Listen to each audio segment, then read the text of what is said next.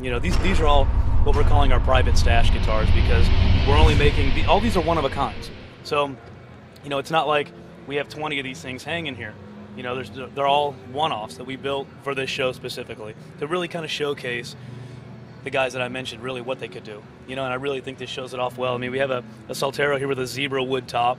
You know, all this stuff is all Mother Nature. I mean, we didn't, you know, we put a clear coat over this. We didn't do anything special. We didn't put any lines in it or airbrush anything, you know, radical on it. This is exactly how it came from the earth, you know? So it's something that's really kind of cool. Zebra wood top on this one. This one is really, really cool, and you can tell right off the bat the inlay. Kind of has a smoky, scully feel to it. It does. It's not. And again, this inlay was hand done in our shop. So this is not an easy thing to do, as you can tell. And it's, again, the details. I mean, fret markers on guitars, you can see on the redwood here, you can see there's fret markers on the odd fret. So you have 3, 5, 7, 9, 12, 15, 17, 19, and so on. What they've done, you know, because players are so used to looking down and being able to know where they are on the fretboard, they decided, okay, if we're going to do a rose inlay, let's do it where there's leaves. Well, there's colors. I mean, this is green, the green, the pearl, the abalone. But they went as far as to put leaves and roses where the fret markers would be.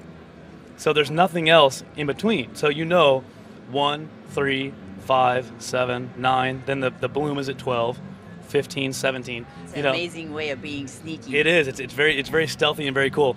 This is a first for us too. This is a one-piece bird's eye redwood body. There's no seam. It's not glued together. It's one piece.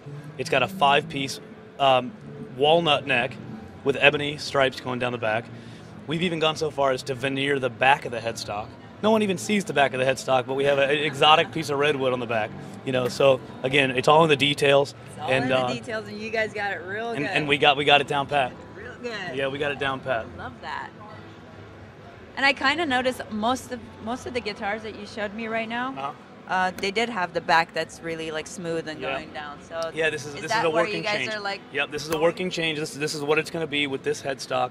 You know, we wanted it to be totally Dean-like, and we're known for our V headstock, so we really wanted to kind of incorporate much more of how this guitar should be represented.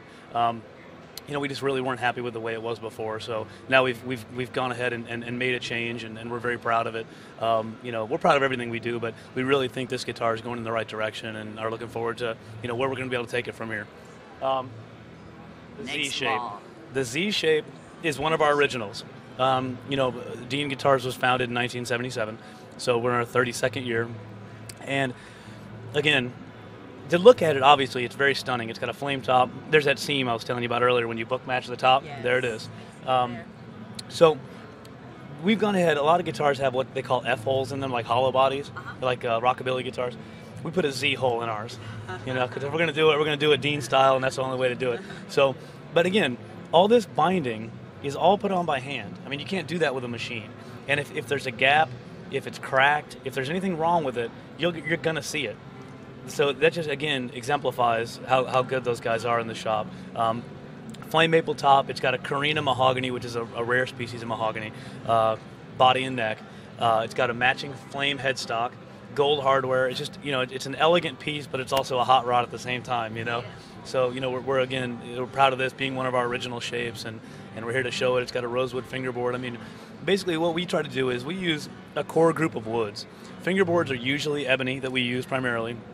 Hardwoods, and the wood dictates the sound. You know, ebony is a little harder than rosewood, so it's got a little more snap and a little more treble response. Mahogany is like a mid and a bass tone wood. So when you mate, people always ask, well, it looks pretty, but why do you glue a maple top on? Well, the answer is, it's for EQ. You're actually EQing the guitar by the wood that you use. Maple is very hard, so it has a lot of treble response. Mahogany is very porous, so it has more of a mid and bass response. So when you glue those two together, you get the full range of EQ. You have the bass from the mahogany and the mids, the bass and the mids from the mahogany and the treble from the maple. Then you do the ebony, more treble. You know, it just really all kind of ties together why a guitar sounds like it sounds. I mean, there is actually a science behind it. You know, if you look at how a fingerboard resonates, if you hold it, almost like tap it like a xylophone, ebony and rosewood sound totally different. two different pieces of rosewood side by side that look the same, they'll sound different. You know, maple, it's all a variable, and it's all a lot of science behind it, believe it or not. So that's why, if anyone ever really wanted to know, that's why, aside from the stunning looks, why you would glue on a maple top. It's for EQ. You're EQing the guitar, so you guys should have all the information you need by now. You know. I actually have a question. Sure. Let's say just the Z part that you said it's handmade. Uh-huh. How long does that take? Just the process of like something like well, that? Well, I saw Mike Burgess, the guy I was talking about, he actually was doing the binding, and this probably took him 3 days to do this, just this binding, because, you know, they're separate pieces, and that's the other thing. We could have just done this, but we didn't. We put little flares in it, you know, and so, again, he has to work around that and bend the binding into all the contours and make sure it doesn't come off, make sure it doesn't crack, make sure it doesn't break, you know, so, and the corners are nice and sharp, you know, all that has to be right. So it really is labor-intensive job. I mean, you can't fake it. You know, it's got to be right, and that's, you know, and that's how we've approached our custom shop, and really in '09, you know, this is just the tip of the iceberg. You're gonna see some really stunning stuff. You know, if you go to our website at deanguitars.com, you know, we're constantly updating it with new stuff, new products, new processes. There's an area on there called Rumblings from the Custom Shop, and it's basically, you can visit our custom shop without being in the building. So I'm usually the one who tries to update it the most, but we update it with new models that we're doing, artist models or otherwise. If they're artists in town, you know, we have them in the shop. We have pictures. Matter of fact, we have pictures of Michael Schenker running wood through the planer. You know, as a joke, and he's kind of sweeping up, you know, some funny stuff like that. So they're really, you know, there's a lot of cool stuff on the website. You know, check back all the time and, you know, kind of see what's up.